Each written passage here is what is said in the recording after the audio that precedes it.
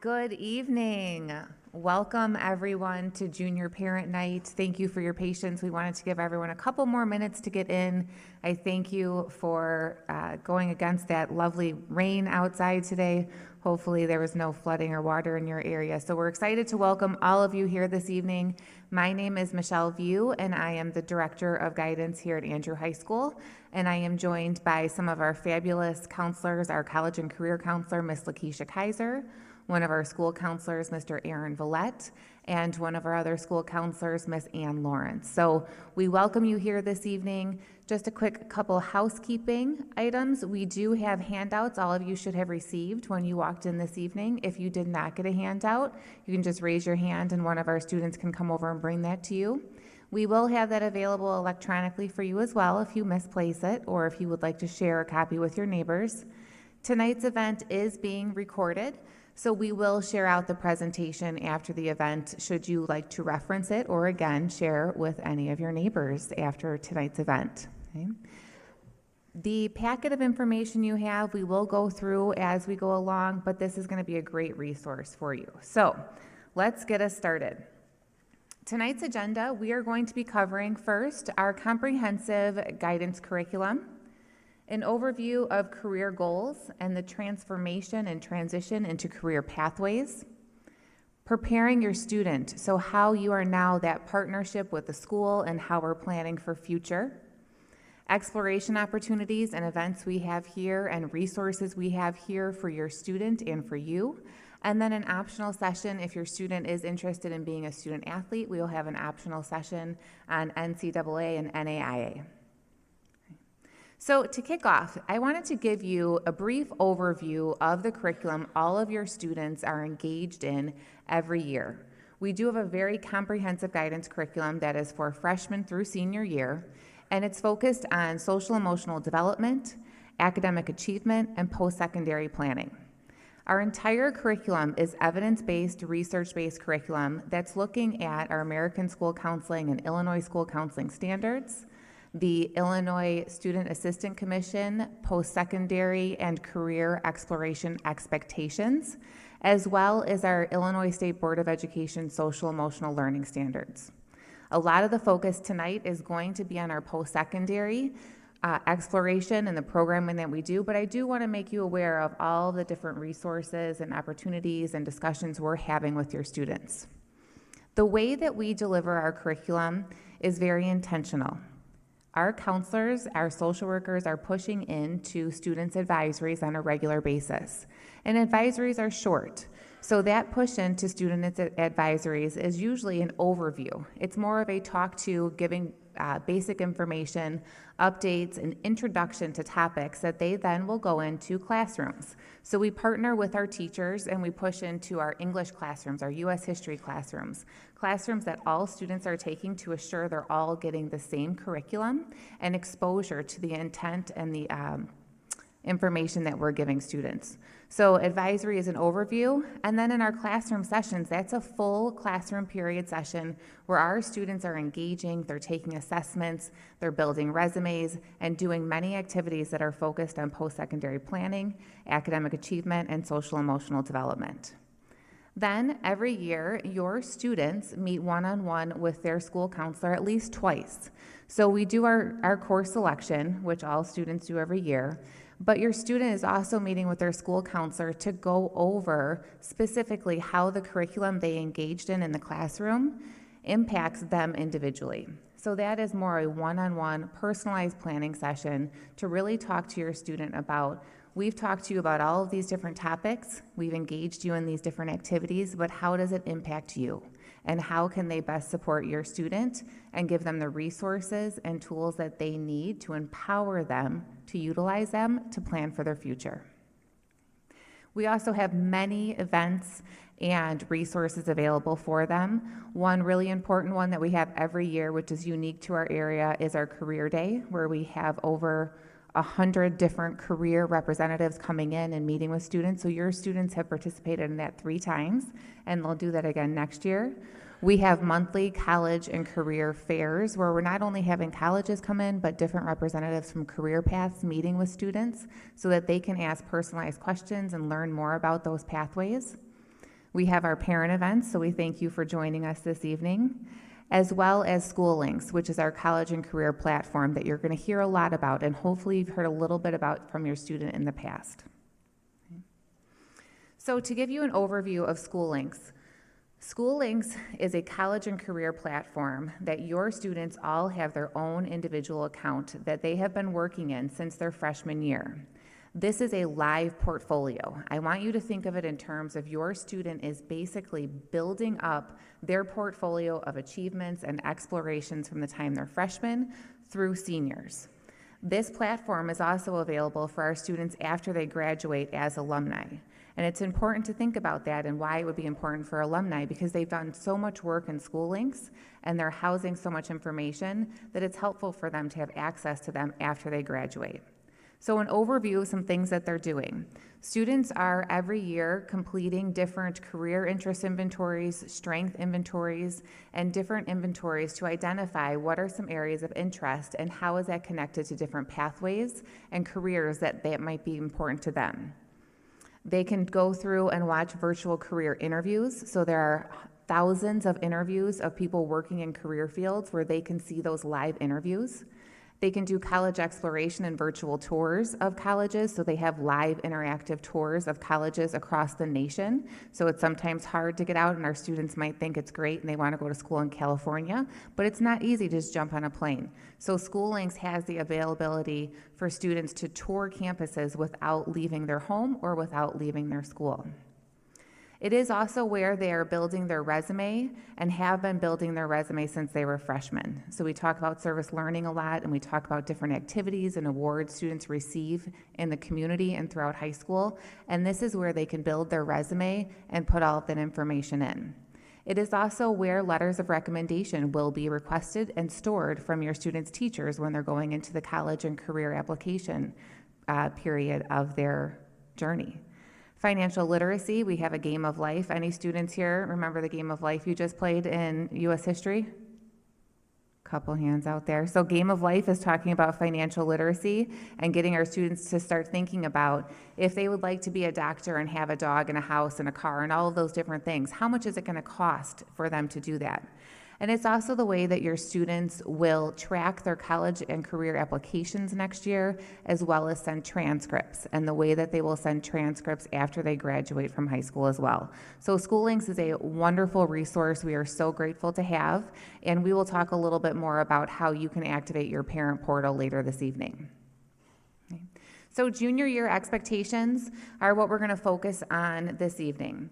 Thus far, your students have all reviewed their official transcripts. So in U.S. history, 2 weeks ago, all of your students reviewed their official transcripts in School Links. And it's very important for students to be reviewing their official transcripts to make sure the courses are accurate, to do a credit check to make sure they're on track for not only District 230's graduation requirements, but also looking at the graduation requirements of their future pathway. They made course selections based on graduation requirements as well as their career interests. So when your students met with their counselors, counselors were encouraging them to really think about not only graduation requirements, but exploring and taking courses that will help them prepare for their future. Courses that are aligned to their career interest, courses that are aligned to their college expectations, and courses that might just sound interesting because it's a lot less expensive to try something out in high school than it could be in the future. So we strongly encourage students to do that. We're going to talk a little bit about testing, but all students are required to take one standardized state assessment that they will be taking next week. Completing college and career interest inventories and strength assessments I talked a little bit about. That's all in School Links, our career day and college fairs. And then Mr. Villette is going to go more into our post-secondary pathways and goals and talking about network, resume, applications, and financial literacy with Ms. Kaiser. Okay. So graduation requirements, and this is all in your packet. There are QR codes that scan you as well as a checklist for graduation requirements. These graduation requirements are the District 230 graduation requirements, and it's really important for you and your students to understand that those are our minimum requirements, but your requirements may look different depending on your students' pathways. For example, if your student's looking at going to a four-year university, they may require 4 years of math, where we require 3 years of math. So it's really important to not just pay attention to what our requirements are, but understand and researching the requirements of the schools and the opportunities they may be pursuing in the future. Service learning is a part of our graduation requirement. There are 25 hours required for service learning, and I strongly encourage you to encourage your students to do those as soon as possible, and to do service learning opportunities related to what they would like to do in their future, to give them an opportunity to explore what that may look like. And then the ACT state testing. So our graduation requirements and official transcripts, you can check that in Skyward, which is our student information system, as well as in School Links. So this is the resource that your students pulled up their transcript, where they can see their unofficial transcript, and next year we will be sending those transcripts via School Link, which will be our official transcripts. Okay. Testing is not fun, in my opinion, but it is something that's going to be there for many of the pathways that your students are taking. So for college, the majority of colleges are going to require the ACT or SAT for college admissions. There are some schools that are going test optional. There are schools that were test optional that are changing back to requiring ACT or SAT for admission. So it's really important to do that research to find out what the schools your students are interested in are requiring. Those are conversations, too, that our college and career counselor can help out with, our college admissions counselors can help out with, and school counselors.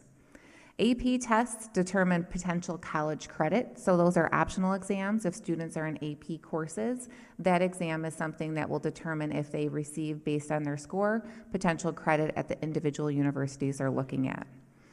Our trades do require test taking. So sometimes we'll have students that say, I don't need the ACT, and we say, we understand, you still have to take it because it's a graduation requirement in Illinois, but there are other assessments that you might need to take. So in our trades, they're doing aptitude tests. They're assessing employability, basic skills, math skills.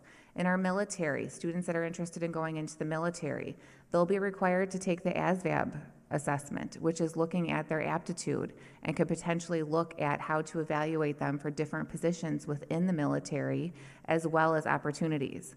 The ASVAB, which is something that's an optional exam, we offer it here twice a year. We'll be offering it again next October. That's in your packet. I also encourage students that are interested not only in the military, but that are interested in trades or engineering to take a look and sign up for the ASVAB, because the report that it gives you is comprehensive, and it talks about your strengths and your ability to apply that information. And then workforce certification programs. So ACT is a graduation requirement for public schools in Illinois, but some companies will use those assessments, but there are other assessments that they're looking at. They're sometimes looking at Google and Microsoft, technology skills, interpersonal skills. So it's usually a part of, no matter what pathway your student's going to take, something that they are going to see. The school day ACT is the specific graduation requirement. So all of your students will be taking this exam on April 10th. The school day exam is the graduation requirement. If your student signs up to take it another day on a Saturday, that does not meet our graduation requirements. Illinois is very specific about when the students must take that exam to meet the graduation requirement. So next week, Thursday, April 10th, your students will be taking the ACT with writing. That means it has the essay component to that.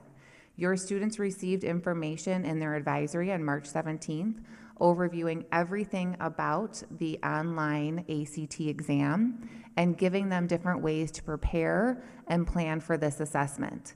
That information was also sent to all parents via Parent Square, so you received a text message and an email outlining all of the details. You will get additional information this week regarding the ACT, if you have not done so already, from Mr. Nolan about how to, again, prepare for your ACT next week, making sure that you're taking all the steps that you need, and then important information that your student will receive on Monday. The ACT is electronic. We receive scores electronic, and in order for you to receive your students' scores electronically quicker than any other way, it is very important for you to set up an ACT account. So on Monday, next Monday, your students are going to receive a one-sheet piece of paper that has a specific code for your student in order for them to activate their ACT account. They will receive that in their advisory class. If your student misplaces that, please have them contact their counselor, and we can get them a new copy. I encourage all of you to activate that account on Monday, the second you get that form, so you don't have to think about it again. Your scores will be received that way. You also can send 4 test scores to different colleges free via the ACT portal. The ACT portal will also give you feedback on ways to help you prepare should you look at taking another assessment on a different date. So it's very important that on Monday, April 7th, that you pay attention to that. If for some reason it gets misplaced, please note the exam is on April 10th. Students must activate that account within 2 days of taking the test. Right? So if they take the test and think, I forgot about it, we'll send reminders, but please just keep that on your radar to make sure that you can access that. After those 2 days, you no longer will be able to use that access code to activate your account. You will be able to go into ACT and set up another account and access the scores eventually, but this is the way to expedite and get that information. Okay. I have the fun stuff to talk about. So I am now going to introduce Mr. Aaron Villette, who is going to go more over our junior needs responses and get into how you can partner with your student on planning for the future. Thank you.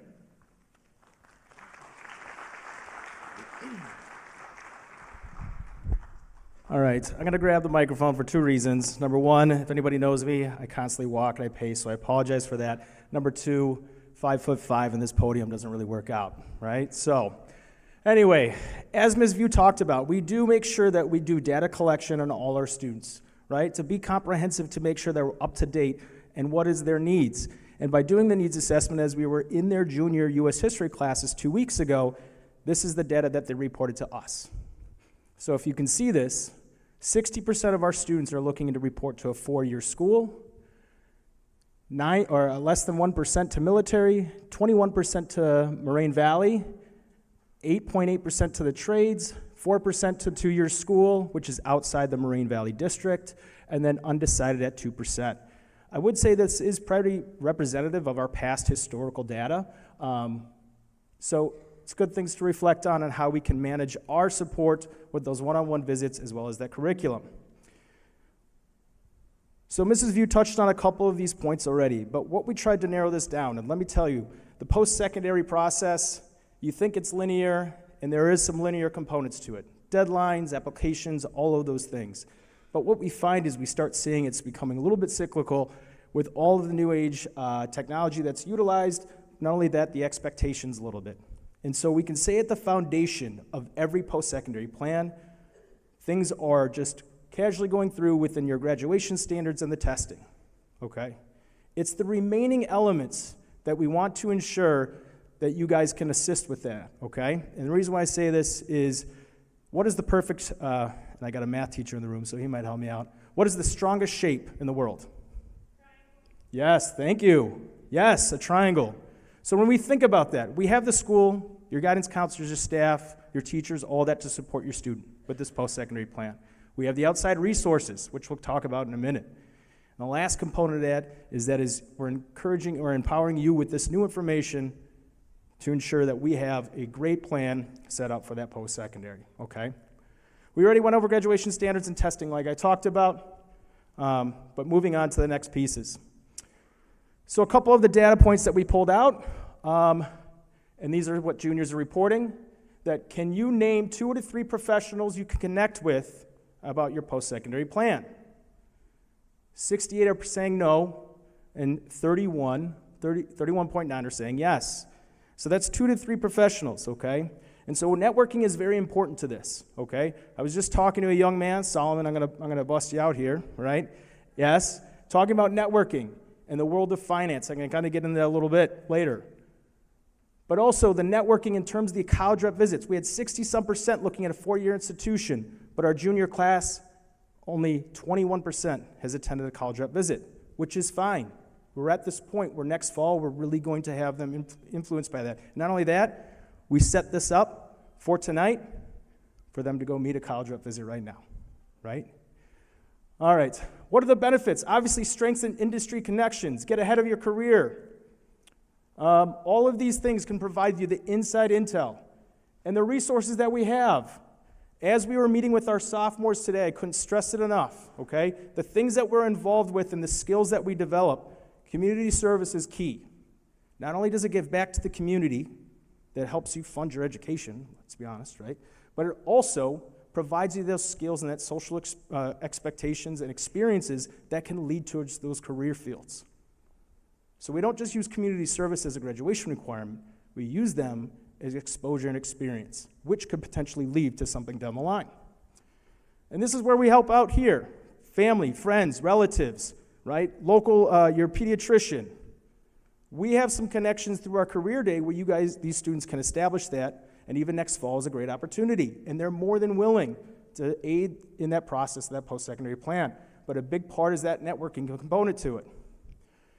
Some great tools that we can use at that is School Links. So I'm going to kind of pull that up here, okay, and kind of demonstrate some things along, okay? So I'm demoing as a student, and I would encourage you to jump on this with your students. And there is in that packet ways of which you can set up a parent account that's attached to that. But I want to bring up to this Career Center, live, up-to-date labor statistics, okay, in the state of Illinois. I would tell you that number 6 was a 1 a few years ago, okay? And when we think of software development, I wouldn't necessarily say Illinois. I would have said West Coast. Utah, Nevada is becoming huge. California, we always know. But the difference between software development, why do you think software development is becoming huge in the state of Illinois? Someone's whispering something. Anyone want to guess at it? Absolutely. AI technology, 100%. So when we look at Illinois, Wisconsin even, a huge part of what you see in the hospital industry and the programs they use, they're housed within this Midwest region. And what they're trying to do is utilize AI to advance that charting, that diagnosing, that billing. So that is why you see that rise of software development. UIC, and Mrs. Manzella, I think she's here, brought it up to our sophomores today. UIC now has a master's degree in AI technology, which UIC has a connection to Google. They're right across campus. You can stare out their window. And Google just invested $300 billion in AI development. So these are the things that networking does by leading you in the industry to help you make those proactive choices, okay? All right, I digress. I can nerd on that all day. All right, so beyond networking, resume, okay? When we asked our students how comfortable or how regularly do they build their resume, 5 being the best, 1 being not frequent at all, not at all. That's good to see that it's a 3, but I'm going to show you an example of how often we should be checking in on our resume and our profile, and that you can even link into that and check that and help them out with that. As we were with our sophomores today and talking to them about how can you build your resume, a lot of students will say, well, I don't have a job. But for the students in this auditorium right now, are you part of the clubs? Raise your hand high. Are you part of activities, sports? Have you done service learning hours? Okay? Those are all experiences you can call on. Especially for a student who was in there and said, well, I've done football for 4 years. It's no different. But it has. The experiences that you had within that football program has changed. You learned team development as a freshman and possibly leadership by a senior year. You should be highlighting those. And as a parent, you can enhance those resumes by encouraging what they put down. As we talk about top traits that employers are looking for in the resume, no different that we've seen in the past. But that bottom one, strength in technology, is huge, especially as we said with AI technology. As I expressed to my sophomores today, and this is calling myself included, I told them with the skill sets that they have in the palm of their hands, okay, they are more employable, now let this sink in, they are more employable on what they do daily than their parents are employable at, because we didn't have Google Suite. When we talk about data analytics, we weren't using Google Forms. So all of these things are just natural and routine for them. that we have to be highlighting these within their resume. There's some great resources here, such as Indeed.com. Not only is it a website to help find a job, but if you go through their resources page, it will actually help out with those resume building and the cover letter. And I'm actually going to kind of show you what it looks like. Now, these are more just screenshots, but I'm not going to walk you through the actual live of what a student had completed. So this is what the resume portal looks like. And as a parent, you can log on and see this. You can see their post-secondary goal, their career goal, as well as the college major. And it's okay that we don't have a college goal just yet. We're working through that as juniors. We talk about our top strengths. We talk about our skills and our achievements. We talk about our volunteer experience with our service learning or possible internships that we've done or a job. We talk about the awards and the achievements and the accolades that we've accumulated here. Skills, languages, and it will actually default your students' ACT and AP score on there. So when all this is put together, it makes a very comprehensive resume for them. There's a little icon. It says Create Resume, download it, and there you go. It takes the thinking out of it. This is so simple that we can just help them with those small little things when it talks about what we did within those activities, clubs, sports, and jobs. So let's not undersell it. It's a great way to pump our tires. The other piece that we talk about is the applications. Now, just like testing, applications are key with every last one of them. All juniors 2 weeks ago, were added to the Common App. So your student should have a Common App account, which they can access right now. And it's good for you to walk them through with that, because it will give them, and we'll talk about it in a little bit, is the personal statement prompts. And that's a big part we should try to work on this summer when we have the time devoted to it. Within our 2-year, we have Moraine Valley or any other institution within 2 years. We have trades within Cisco, so it breaks down all the apprenticeship programs and the requirements for it. We also have the ASVAB. Now, it's not technically an application, but it's the test that will get you within that. I would highlight that if your son or daughter is interested within that military, to reach out to Mr. Zolk. He's a great resource, has all the contacts for them, okay? But the alarming thing that we see here, and that's okay, as you're reading that data point, we took this survey before we were even following within our curriculum within the junior and U.S. history class. So it is okay that we understand that only 46% know how to access that transcript. But we took that data, we said we need to plug that into tonight's meeting or presentation with our junior parents. Because oftentimes we do share this stuff, but information overload sometimes, it's good to have that second source, third source even, to create that triangle and make it solid. So, personal statements. Information about yourself, why you want to pursue a career, your interested area, all of those things that are very important, and it hits everybody in terms of those career pathways. If you click on this Common App link, it will actually bring you in the 25-26 essay prompts.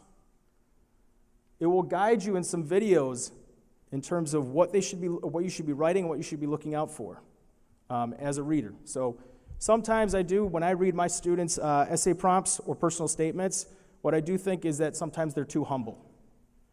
So it's okay. That's a good opportunity to really boast about yourself and make it solid.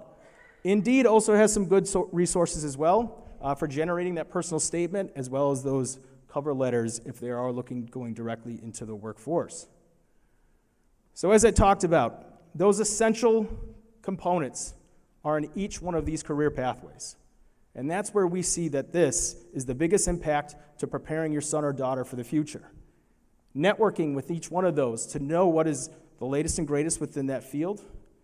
Also to hear about possibility of maybe I don't want to go to PT and maybe OT is my thing I want to go, right? And by exposing yourself to that professional and listening to what they say is a great thing. Personal statements. Every last one of them will have that. Resume, test scores, and by default, to have that high school diploma or equivalency in order to move on after Andrew High School. So this is where we try to take a very comprehensive process, break it down into each component where you as parents can guide them through that. And as you see in that packet, there are little vignette videos that will provide you some great resources to help them. Even on the back page of that, you can see that credit check. okay? So I would encourage you, put this on your fridge for the next year. Make sure that we're going through that and making sure every little checkpoint is checked off so that we are completing that process and not missing any opportunity. On this, we also have these resources that we did kind of highlight for today that you can click on these icons and click on that link, and it will bring you to the resources that we talked about. So it's a one-stop shop. Also, within that spreadsheet with some of those QR codes, you will see these links attached to them as well. I will plug here in terms of not only using X VJA guidance as well as Parent Square. There's a lot of things that we push out for you guys to be attentive to when it comes to that senior year. All right. Now, on to the bigger things. We'll talk with Ms. Kaiser about finance, okay?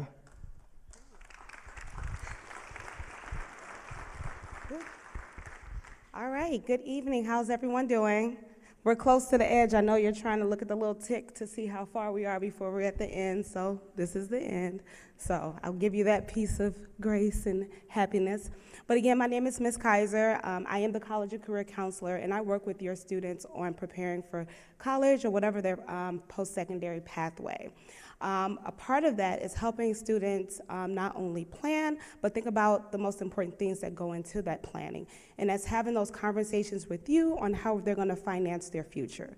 So whether they're going to military, four-year college, or two-year, there are costs associated with it.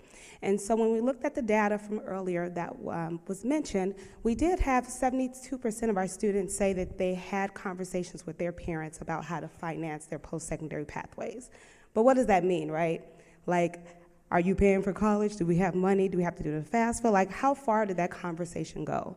Are students talking about budgeting? Are they thinking about all of the things that go into that process? And I'm sure the answer is probably less than 62% are having in-depth conversations.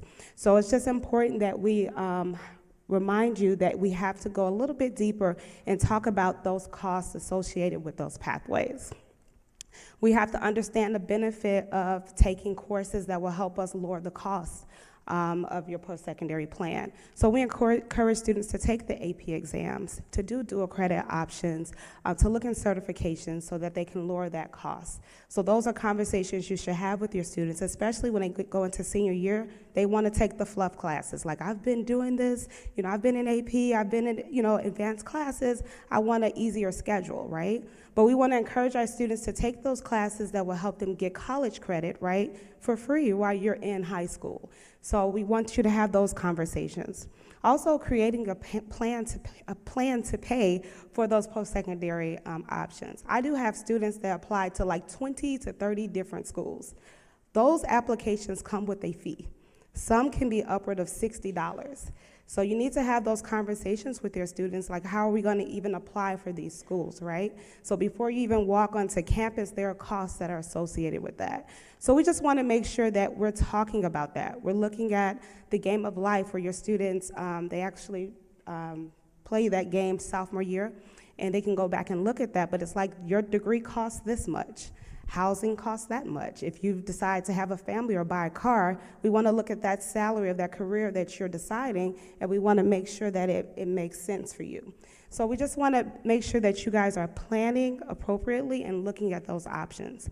It may be more appropriate financially to start at a two-year university, right, to get those classes at a lower cost. Some of your students have high GPAs and may be in the top 10% of their class, where they may qualify to get their tuition fully funded at Moraine Valley during their first 2 years, which may be more appropriate financially for them. So we just want to look at some different options and make sure that we're having those discussions, because it's a great thing to get accepted to universities, but I have a lot of conversations with students once they get their award letters and we break it down, that there could be a gap of $20,000 or $30,000 a year that your parents are now, we have to figure it out. And so we need to have those conversations now. And we do have Financial Fridays. This is a shameful plug, a shameless plug, but we have Financial Fridays where you can come in and we can talk about those options and what is needed so that your kids are successful and you're successful with planning for your post-secondary plans. So a part of the financial literacy piece goes into what are the funding sources, right? Even if you're deciding to go into a trade program, there are still funding responsibilities, right? And a lot of students say to me, I'm not going to fill out the FAFSA, which is the federal funds that they can receive because I'm going into trades. I'm not going into college. But most trade programs now are accepting federal funding. So even if your student is not going to a 4-year, they still can benefit from filling out the FAFSA. The FAFSA has 3 components to it. There's the grant portion, which is money you don't have to pay back, right? There's loans, both subsidized and unsubsidized. And then they also have student work-study programs available that will pay your student directly, and they can apply that money to their account or help with any personal expenses that they have. So we want to looking at the financial aid more than just federal funding. We need to look at loans. Maybe there's personal loans that you can take, or you may have grants from your job that can help your students. So we want to just look at different funding sources. If your student decides to go into military, or you have military benefits that can be transferred to your student, that can be another way that they can pay for their college experience as well. So tonight we have been providing you with a lot of resources. A big resource for us is the Illinois Student Assistance Commission, which is ISAC. They have a lot of information on there to help you fund school, looking at different sources for you. So that is linked in here as well. And we do have a rep that works directly with our students. So I can always help you assist with that. So we just wanted to talk a little bit about that this evening. We will have a financial aid night senior year where we'll talk a little bit more in depth about filling out the FAFSA because it is a graduation requirement. So we want to keep that in mind. And you always want to have a backup, right? So it does not hurt to fill out the FAFSA just in case that you need that support. Okay? A bigger part of my job, the most fun, is that I get to share experience, help your student find experiences, and expose them to different careers and pathways based on their interests. So this week, we are having March Madness, which is a panel that we have over 37 schools that will travel between the 3 locations in our district, and students will get an opportunity to meet with our regional reps. Why this is important is because your regional reps are the ones that read your application. So it's always a good idea for students to get in front of the reps that are going to read their essays in the fall, right, to put a name to a face. Also, it helps what I was talking about earlier, the application fees. A lot of times, the reps will give you codes that you can get free applications, or they'll let you know when they are free, the months that are free that you can submit your applications. So it's just a good opportunity. So this is happening both Thursday and Friday of this week, and the students know that they can sign up in School Links to be a part of this. In addition to, oops, sorry, I went too fast. Time to go. In addition to our building providing opportunities for our students, we also have a national college fair that's happening on Saturday at Moraine Valley's campus. So we would love for you to take advantage of the opportunity to meet with these reps, and most of them are regional as well. It gives those students a great opportunity. So we do, after this session, we do have some regional reps here to meet with you on your way to your car. You can stop at the career fair and talk with them. We do have several representatives from the trade industries as well as college reps. All right, so do we have any athletes in the building? Yeah, all right. So we're gonna have Mr. Zolk come and speak with you about what it takes to be a college athlete, because you can't just walk on campus and say, I want to play ball. You have to go through a process, so we want to make sure you are all abreast of that. So if you do not plan on playing sports in college or ever student, you guys can exit to the college fair. If I could ask you, before, if you'd like to do it while you're sitting, there is on the front of your packet, there's a QR code on the bottom for a parent survey. We read all of this feedback and value your input because we want to plan programming based on what you need. So if you could please take a minute or two to fill that out, we greatly appreciate it. You can do it on the car, you can do it at home, but I appreciate you doing that. And we appreciate all of you being here this evening. Our college reps are in the Commons there to meet with you, and we will be sending out all of the information as well. And we'll get started in about 3 minutes with NCAA and NAIA. Thank you. Thanks. All right, thanks everyone. Oh, that's loud. I'm Mr. Zolk, I'm one of the school counselors. You guys that are in here are potentially college athletes, okay? So my slide is one, it's just this. So I just wanna cover a couple things. So in our department, we have myself and Mr. Tadla, who work with the future college athletes. So what you need to know at this time as exiting your junior year, you need to get onto the NCAA Eligibility Center and get registered. I'm gonna show you how to do that right now, okay? That's the first step. The second step is to let your counselor know, or come see me or Mr. Tadla. We have to sit down and we have to check a couple things. One of the things that we need to check in order to be eligible for Division I or Division II, you have to have taken 16 core classes.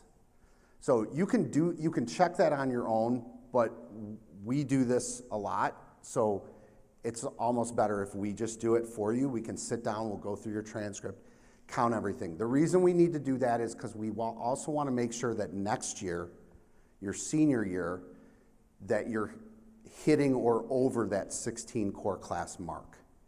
Core classes include math, science, English, social studies, and then your world language. So PE doesn't count, the electives don't count. In addition to that, we have to calculate your GPA. You need a minimum GPA to play Division I, Division II of 2.3 in the core classes only. That's where people get stuck sometimes. So you get an A in PE, but you're not doing great in math. The PE does not it does not count towards the GPA. So that's something that Mr. Tadla and I will do by hand for you. Also, the NCAA Eligibility Center does that when we send your transcripts. So let me show you how to do that registration part real quick. So if you Google NCAA Eligibility Center, the first thing that pops up is this link, okay? Now, the next thing that you need to do is you're just gonna scroll down right here where it says register. Open that, and you are going to be option 3, all the way on the right, option 3. Click that and start filling it out, okay? Then let your counselor know that you've done that. And then we will sit down, we'll do your credit check, we'll do your GPA check, and then we get notified, Mr. Tadla and I get notified that you've done this, and we will send your transcripts to the NCAA for you. All right, so let me go back to the presentation. Is this it? Yes.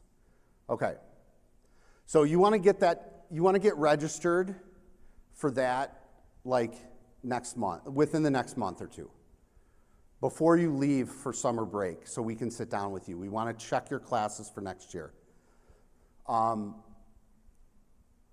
We will send the 6th semester transcripts, so freshman, sophomore, end of junior year, that's when we send your transcripts. So we won't send it before that because they won't look at it. So we wait until the end of this semester to send the transcripts.